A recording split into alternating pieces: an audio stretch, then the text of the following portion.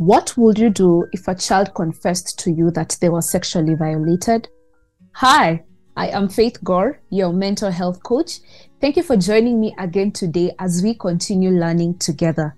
This is the fifth of a 7-part series on understanding child abuse, the effects of child abuse, and how to support survivors of child abuse. If you're new here, you're welcome. Please remember to subscribe so that you can get updated on the next upload. And if you haven't watched the previous video, please check it out so that you can better understand what child abuse is and its effects. In the previous video, we learned about the telltale signs of sexual abuse in children. And today, we're going to learn what to do when a child tells that they were sexually violated. It takes courage for any survivor to tell that they were sexually violated. And a lot of times, when a child tells that they were violated, we get so confused. It can be destabilizing, it can be heart-wrenching and heartbreaking. And a lot of times we may not know what to do. You may not know whom to call or whom to talk to. This is because we were not wired for such heart-wrenching experiences. So what are we to do when a child tells that they were violated? First, pray for peace in your heart.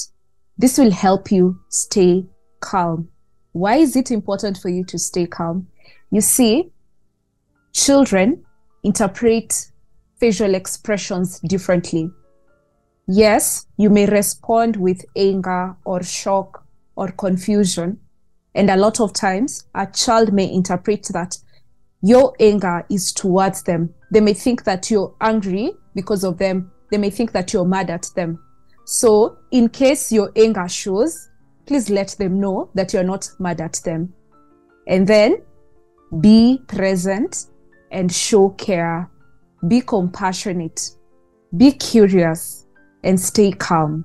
And then it's important for you to treat the child with dignity.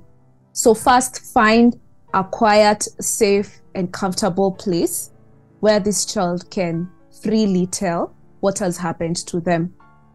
The reason why it's important for us to respect their dignity is because one of the things that get robbed from survivors of sexual trauma is their dignity. They lose their voice, they lose respect. Their voice was not respected. Their humanness was not respected. So it's important for us to return that, to respect that honor to the child, even while we're giving them support.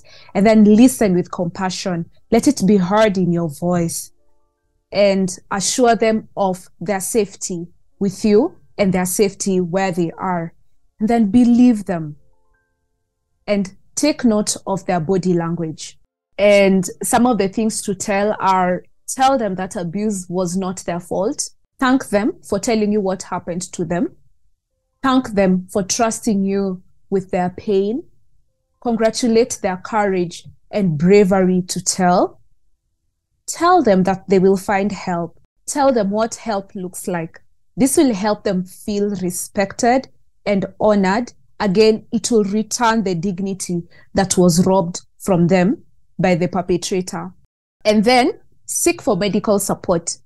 As you do that, please explain to the child what they are to expect or what will happen in the hospital. If possible, stay with them through the process and then report the abuse to the authorities. Seek mental health support. This is very crucial. And as you do that, find someone who is trauma-informed, someone who knows how to work with children who have been abused, and someone who knows how to work with children who have been sexually abused. And then take them to a safe place. That means a change of environment for the child, and protect the child. Some of the things that you may consider not doing are, don't embarrass the child. Don't yell at them. Don't shame them. Don't condemn them. And don't repeat the story if you're not telling it to a professional where you're seeking for support for this particular child, because that's sensitive information and you don't know how much harm it might cause the child if it's told to the wrong person. Don't punish the child. It's not their fault. They didn't ask to be violated. Avoid asking for details. Give the child time. Avoid asking doubtful questions. For example, like, are you sure? Are you sure it's that person? Oh, and the way that person is a nice person. When you do that, you re-victimize the child. You are actually gaslighting the child. And it causes more harm than even what actually happened to them before. Don't expect them to narrate the event in a clear way.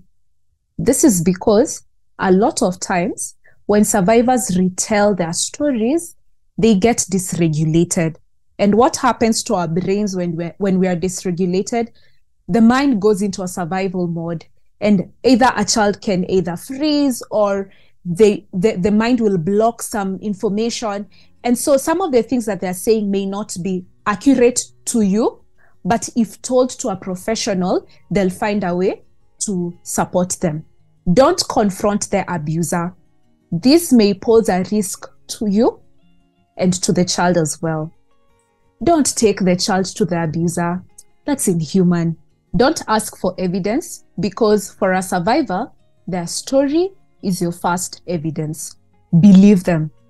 Don't force them to reveal what they're not ready to reveal. Don't ask leading questions. This is because children are naturally people pleasers.